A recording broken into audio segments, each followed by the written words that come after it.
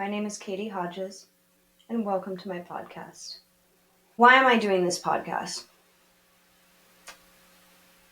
This is something I have to ask myself, or I choose to ask myself every single day. And not in the way where I'm like sitting down like I just did, my back is killing me, been writing and reading all day for 2 days straight, and like sitting there in pain being like, why am I doing this? Why am I doing this? That's not what I mean. What I mean is I choose every day to reinforce the ideas that gave me the inspiration to do this and the concepts that then made it something that I really invested myself in. So I have to sit down and think about it every single day. And I make sure that every day I ask myself, why am I doing this? Why am I doing this podcast? And the answer is I need it. I had a really hard year last year and really fell into a bit of a depression that was definitely the most overwhelming one I've ever experienced in my lifetime. And I've had a few phases of this. It's something I've dealt with my whole life. And, there's always, I can look back and see later in hindsight. But when you're in it, it's really helpless feeling. It's really hard. You feel very alone. And it's hard to see a light at the end of the tunnel. And when I finally started to come out of it, it was because I had exposed myself to a podcast, which finally just hit me one day after like an entire year of reading books and getting good ideas and, really being interested in it, but nothing was fully clicking. I didn't feel related to or understood. And finally, one day I just had this aha moment and I understood a piece of what was happening in my brain and how it was connected to my physiology and my moods and my health. And that one piece of information pretty much sparked this journey in a way that I was waiting for or looking for or trying to force by consuming everything else. But when you think of that aha moment, that spark, that thing that just clicks for you, for me at least, it clicks because I have put in a ton of work. All that stuff I did read last year that I just couldn't quite connect to, but I knew it was great and I really appreciated it and was interested in it. All of this stuff that I put in gave me the foundation to have that aha moment and actually recognize it and use it. But I mean, just having a new awareness is just the beginning. And it actually opens you up to a lot of struggle and challenge because it's easier to be, blissfully ignorant. But once you look in the mirror, once you realize that you have a choice and that you have the power to change your situation, then it's your fault and your fault alone if you don't do anything about it, if you don't take that opportunity. And I was not at the level where I could take that opportunity. But what I did have now was a new sense of curiosity, which gave me the fuel to start to pull myself out of that phase. And I've worked an entire year now, all year, to really cultivate a lot of ideas that helped pull me out of that phase in my life. And what I found was it took a long time to feel different. Once I had started, in researching these topics, once I had started listening to more podcasts, once I had found more people who I really liked their message or their science was super interesting, I spent months and months and months consuming content, reading books, journals, all of these things, and yet I still couldn't take any real action to change myself or my situation. And what happened was I began to become anxious because now I had all this awareness. I was holding this mirror up to myself and seeing the discrepancies between the person I had always told myself I was and the person I really was and the person that I wanted to be. And the differences were stark, to say the least. And now I have this new understanding of just how misled I was by my psychology and by myself and my ignorance. And yet I still have no motivation or activation energy to follow through on that new realization and change it. So now I was left with this kind of purgatory of understanding and awareness, but no energy to do anything about it. And it was almost terrifying. But I just knew that I could change. And that was enough for me to hold on to and just keep learning. And finally, I don't even know how, but something, and through like tragedy, I just felt different. Like finally the work changed me without me having to follow through too much because I'd put enough time and hours into it. So this gave me the ability to just start trying to integrate these practices and ideas into my life. But what I found was that consistency is really hard. I struggle and have my whole life with consistency, with discipline, and nothing changes just because you learn something when it comes to personal growth. You know, you can have a self-discovery moment. You can realize something amazing about yourself. You can learn something new that makes you feel like you're not alone for the first time in the world. But if you don't do anything to practice that idea and practice an action that reinforces that idea, you will forget about it and you will not make any progress. So the last couple of months, I've done a lot to change different areas.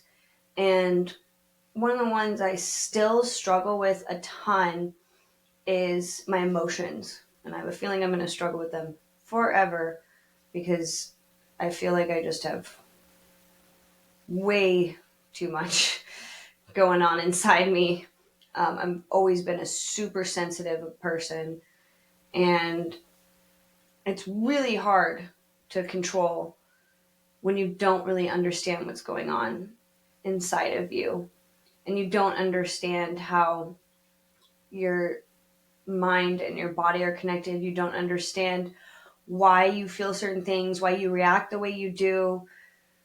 It's hard to change what you don't understand.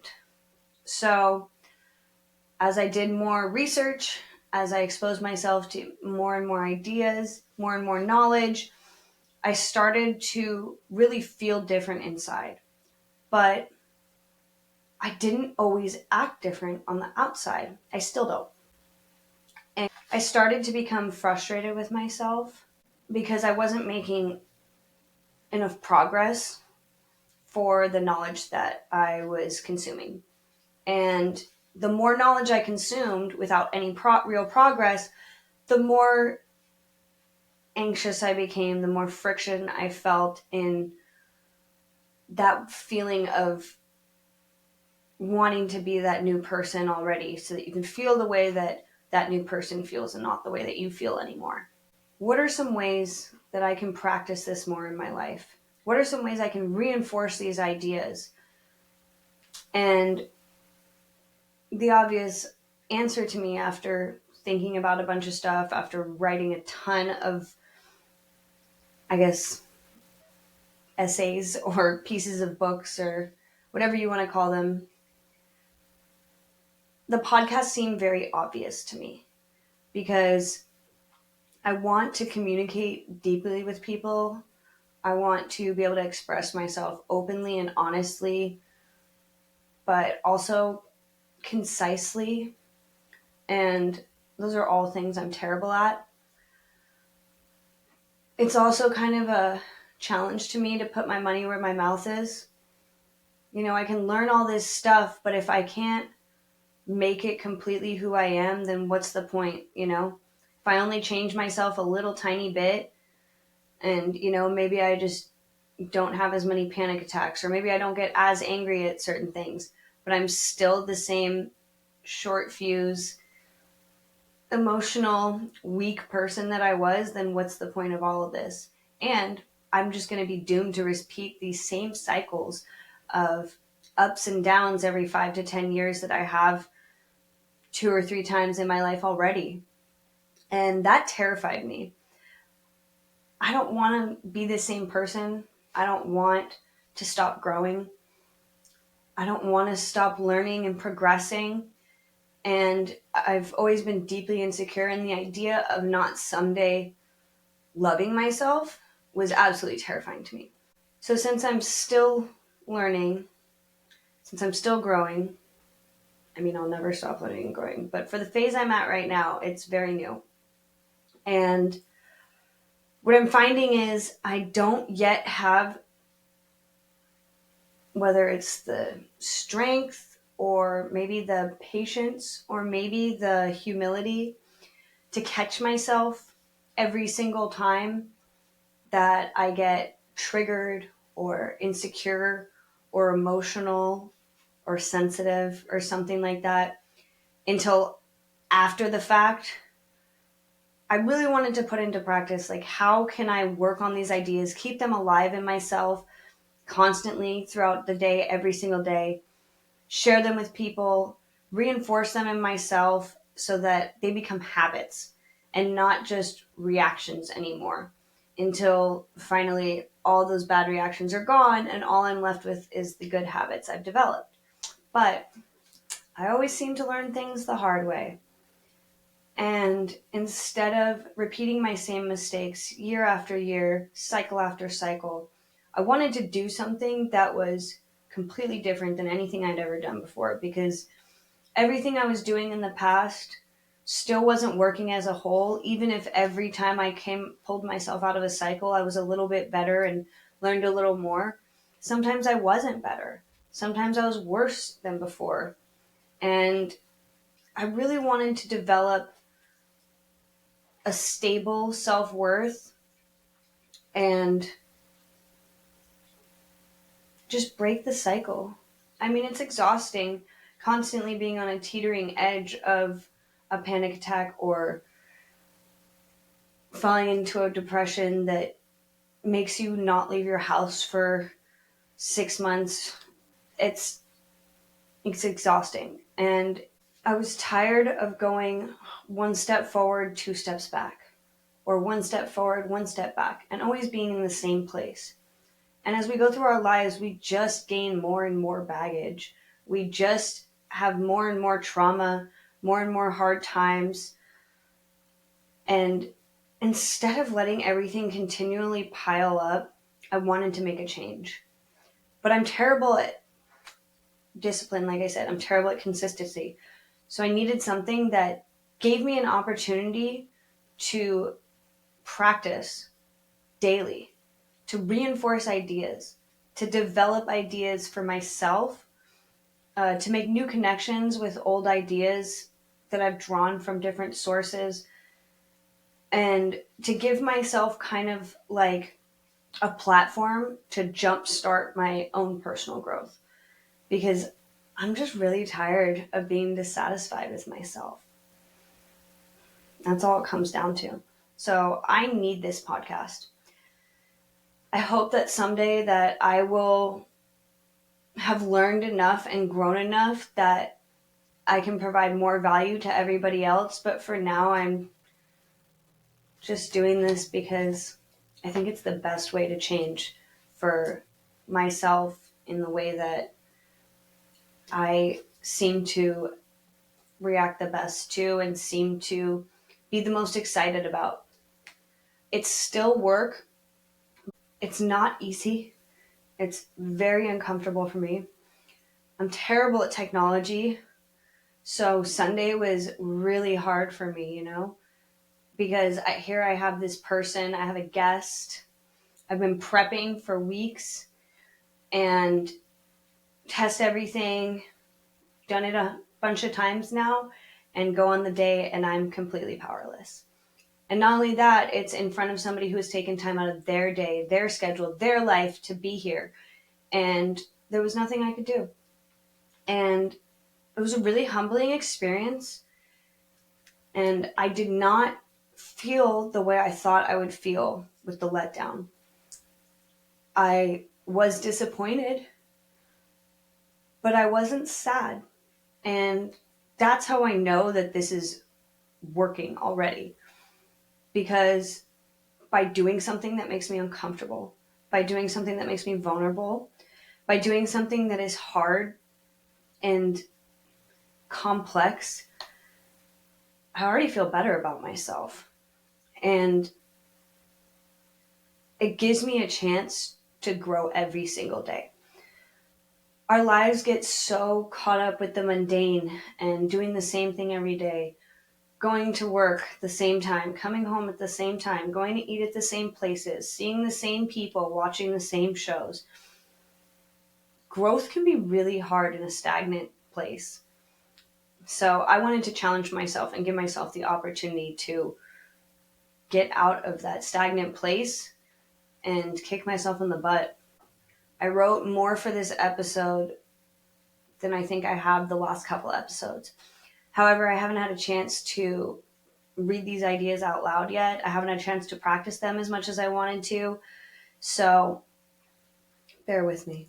So when we're talking about how I started this whole journey, it all started with like a spark of awareness.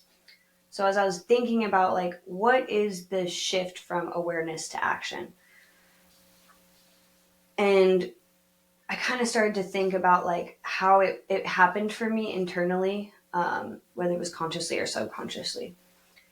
Awareness brings a finite sense of serenity and peace. Without constant practice and experimentation, that self-awareness does nothing to change your life. So how do you stop this cycle? Change everything. Your environment, your beliefs, your values, your social circle, your view of yourself, the shows you watch, the books you read. Stop and think about all your beliefs and if they stem from insecurity or trauma or somewhere else entirely. So it's just about once you have that awareness, use it to look deeper, because we're extremely complex and nothing is ever what it seems.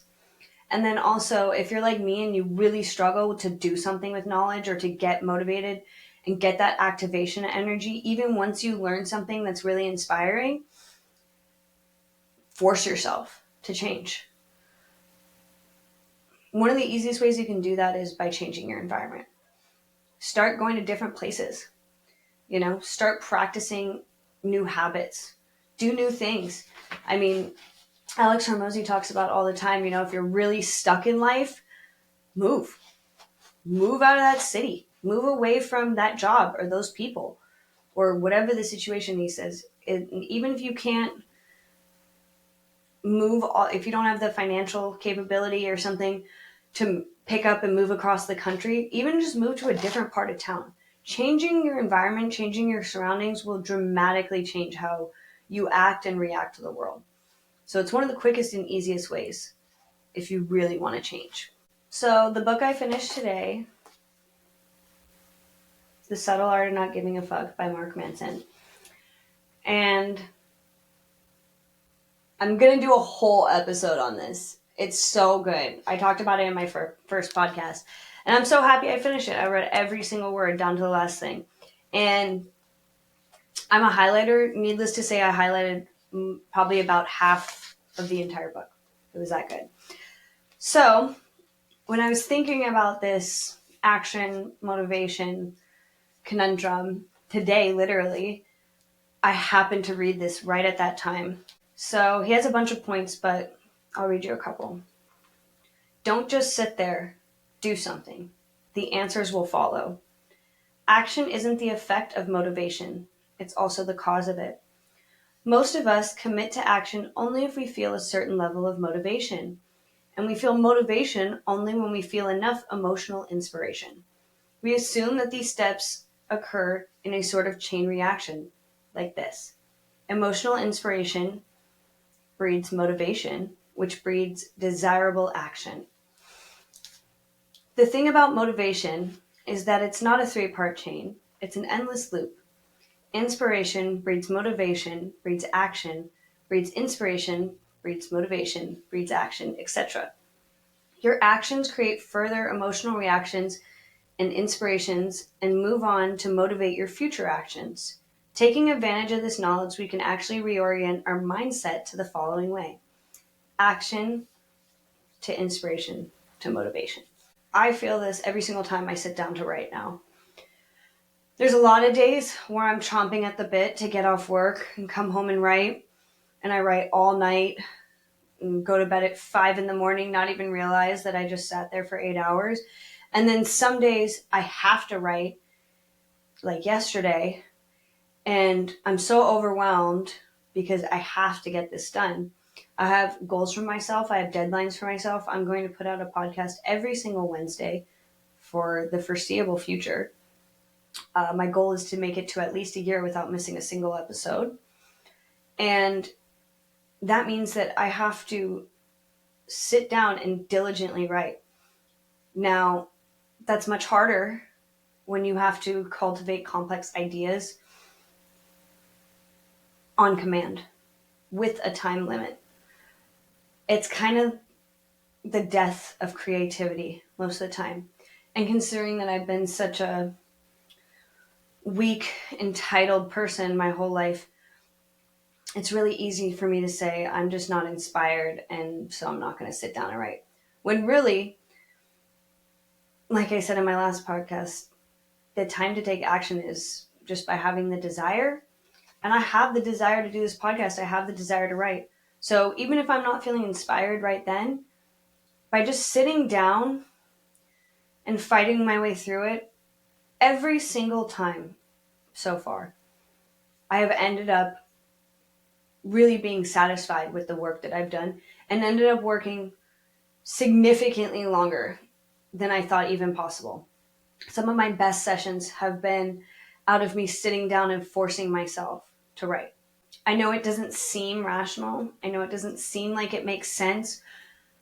But what happens with somebody like me is because I'm not very good at discipline, not very good at doing hard things consistently for long periods of time. I can do them very intensely in short spurts, you know. If I really am passionate about something, I can do 12-hour days back to back to back, but it fades quickly.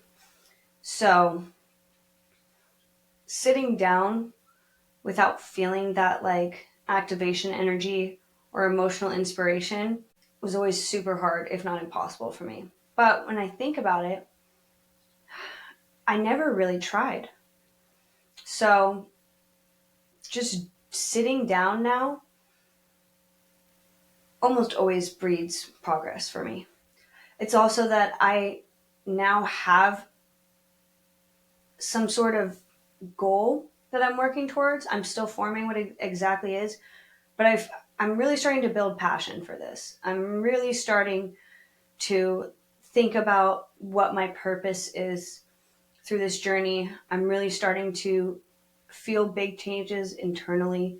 So this is all due to writing every single day, not just on the podcast. You know, I've been writing my whole life nonstop, constantly, almost every day. Not usually anything important, but writing every day really makes me feel like whole or peaceful. Um, and doing it without having an aha moment or inspiration and just sitting down and doing it and then still making progress and getting a result out of it has been one of my greatest rewards so far with this. One of the things that's super important but to me that I talk about constantly is values. This book also constantly talks about values. So when I was thinking after reading this, what made me unhappy before? Besides any external circumstances or situations or traumas. And what I discovered was what made me unhappy was my own shitty values. I used to think I was smart, pretty, and generous, and that was what I based my self-worth on. When I lost those, or so I perceived, I was crushed. I felt worthless, like I had nothing. What this led to from the pain and the trauma of that was I had to create an entirely new belief system and identity. And I had to choose what to base that around. Those are your values, the things, the concepts, traits that make up who you are, your identity. It's what you prioritize your life around, stuff like that. So I had to ask myself who I actually was now and stare anxiously at how different that was to the person I thought I was, and now with awareness to how different and lacking in values to that person I actually wanted to be instead. This internal turmoil took up months of my life. My shitty values and lying to myself cost me my self-respect. So there's this great quote in the book, and it comes from a study from a psychologist called Dabrowski, who studied people who in Poland who after the Second World War. So they experienced terrible stuff. I mean, the bombings, the raids, Holocaust, all that jazz. Terrible jazz. So, our most radical changes in perspective often happen at the tail end of our worst moments. It's only when we feel intense pain that we are willing to look at our values and question why they seem to be failing us. We need some sort of existential crisis to take an objective look at how we've been deriving meaning from our entire life and then changing the course. So I talked about this in the last episode. So there's values, there's limiting beliefs. You can have shitty values and be basing your entire self-worth or your identity or your goals or priorities around something that you didn't even choose to believe. Something that was conditioned in you to believe, something that you adopted, a belief that you adopted simply because it was the common one wherever you grew up, but you never stopped to ask yourself why you actually believe it or if you even believe it at all. So what I had chose to value myself on were superficial, dumb things that didn't really actually make up who I was as a person. And they're extremely fickle and non-permanent.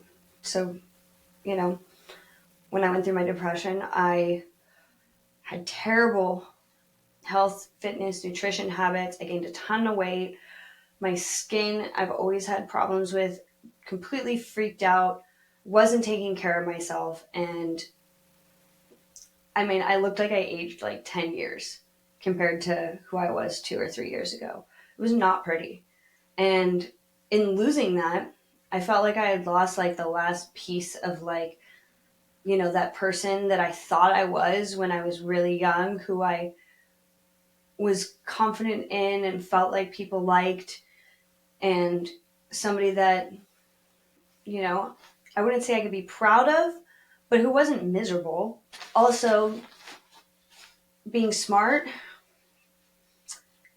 I wasn't really that smart. I just had a decent ability to process information, and I used to read a lot as a kid, and I used to love, documentaries and movies and books and all these things. So I just consumed a lot of information. I wasn't any smarter necessarily than anybody else in my classes, and there was definitely people who were far, far smarter than me.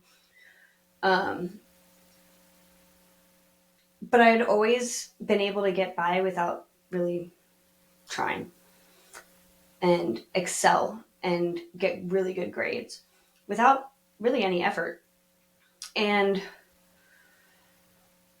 when I stopped consuming knowledge, I stopped feeling smart. When I stopped going to school, I stopped feeling smart. And so basing my identity around these values, I mean, it fucked me over. I can't really put it any other way. It was not a good life choice, but I had no idea that this is what I had put my self-worth into. These are the values that I chose to believe about myself. These are the values that composed my identity. These were subconscious choices that somehow my brain made along the way, and I wasn't even aware until I really started looking at the differences of who I was before and what made me so sad and why I felt so worthless. And it was because I thought that I had lost those things and that was the only thing that gave me any value, because I wasn't particularly good at anything or talented naturally at anything as a kid or adult. Super clumsy. I struggle to say the right things all the time. Not great at sports or music or really anything that I could kind of hold on to and keep as my North Star. So I felt like I had nothing, when in reality, I shouldn't have been judging myself by that metric to begin with. So I had to look at what my values were before and now, but really, I started to look at what values did I want to have? Because I can be anybody I want. Anybody can. We just have to practice it. So if I wanted to be somebody who valued myself and based my self-worth on accountability, that would make me proud. If I could practice that and surround myself with it every single day. Loyalty, honesty, compassion. Like, these are the kind of things that if I practice them, if I create habits around them, those are the kind of metrics I could be proud of. Something I've always struggled with is my emotions. My emotions have constantly humbled me and been my downfall throughout my life. I mean, almost on a daily basis sometimes. So one of my big goals in growth is to control my emotions, control my reactions, control my triggers, and counteract my insecurities with facts instead of feelings. I want to control my emotions. I don't want them to control me. I want to recognize the desire to react without actually reacting and have that moment to pause and question why I'm reacting. What's making me feel this way? Why do I feel attacked? Or why did that person say that? Did they even mean that? Am I interpreting them properly? Things like that. I want to stop and take that moment. And I don't have enough practice in it. So I need to repeat this every day to myself. Distrust my emotions. Distrust my reactions. Feelings are not facts. So I was thinking about this because I've read a lot And for some reason, everybody's tips and tricks on how to do this hasn't been consistently working for me. I can do it sometimes, but not others, not in really stressful situations.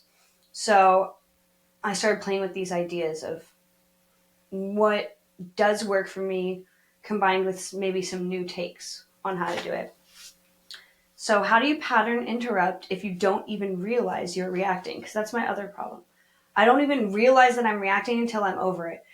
It's not that I don't want to take that moment or I choose not to take that breath before I say something. It's that I don't even realize that I'm already speaking.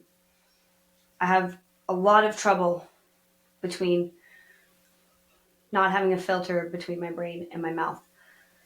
And it's not that I want to have a filter and not be honest. It's that I just want to stop and pump the brakes and take a moment to compose my thoughts. Because I also talked about this where I have a ton of trouble saying what I really mean or communicating effectively with people. So this is a trick I want to learn to help me in every area of my life. So how do you pattern interrupt? How can we practice this before we're in stressful situations? So had this idea, share an open dialogue with people in your life and ask for help. So I am preparing a little speech for everybody in my life. I already have kind of gone over this with a couple close people, but I'm preparing a little speech basically saying like, these are my shortcomings. These are the things that I am working on and the habits I want to break. This is what I'm doing to get there. Can you please help me if you see me start to react or seem stressed or emotional or flustered? Can you say blank to me to remind me to take a moment to breathe and calmly express myself? So obviously I left out some words because I'm not going to ruin the whole little spiel yet until it's completely done. But the idea is to create an open dialogue with the people in your life who you care about the most, who you interact with the most, so that they can help you train yourself. Because these are your words that you write, that you tell them to say when you're having a reaction. These are not them telling you that you're overreacting. These are your words that you want to tell yourself when you're put in that situation. So it's so much more effective, and it really does kind of stop you in your tracks. So think about if you struggle with this too, think about if that would be something that would help you.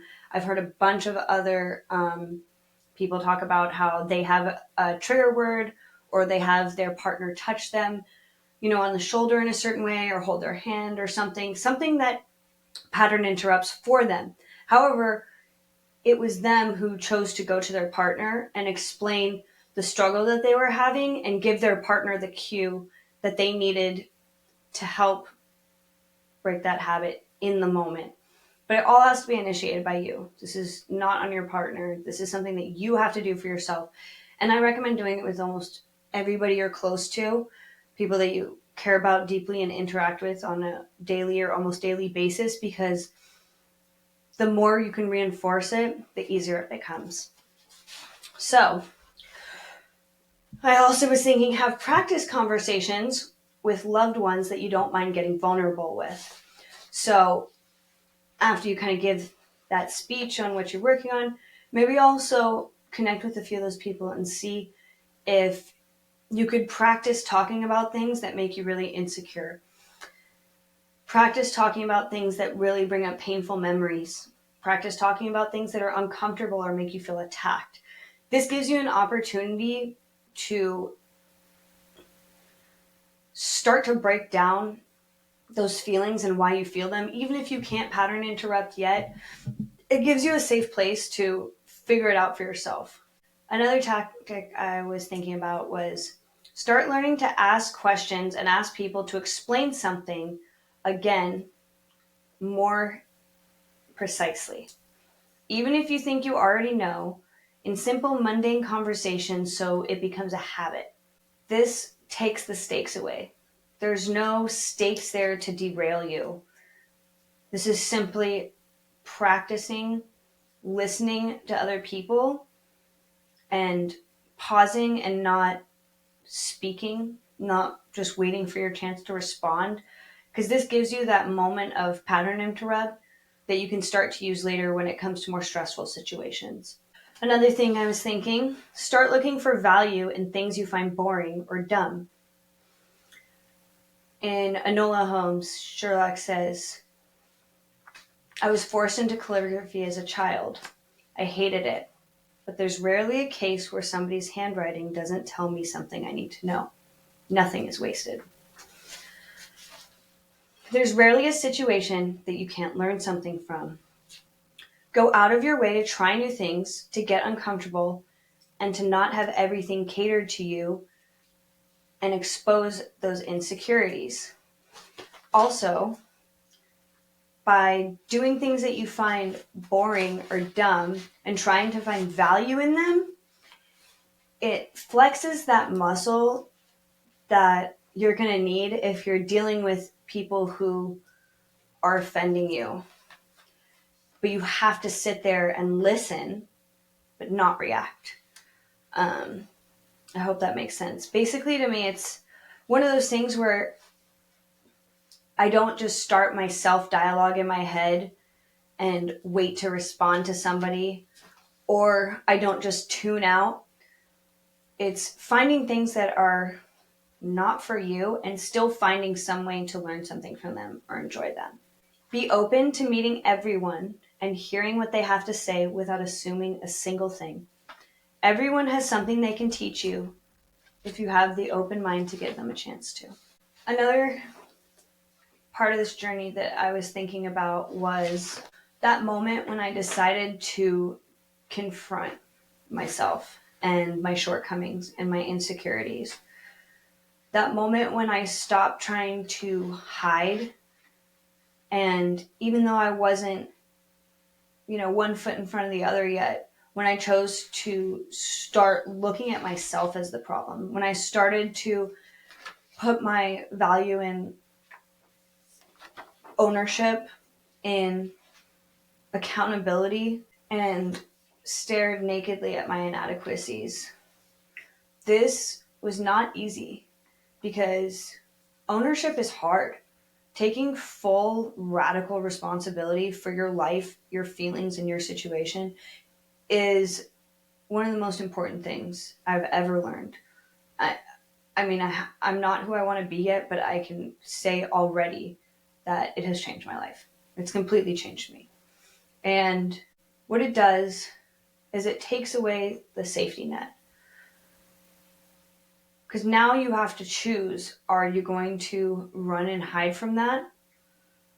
Which is infinitely harder now, because now you know that you're running and hiding. Now you know that your situation is your fault. Now you know that you're not the person that you want to be, and everything you told yourself before was a lie. So I am really good at hiding from the world. I like to be alone a lot.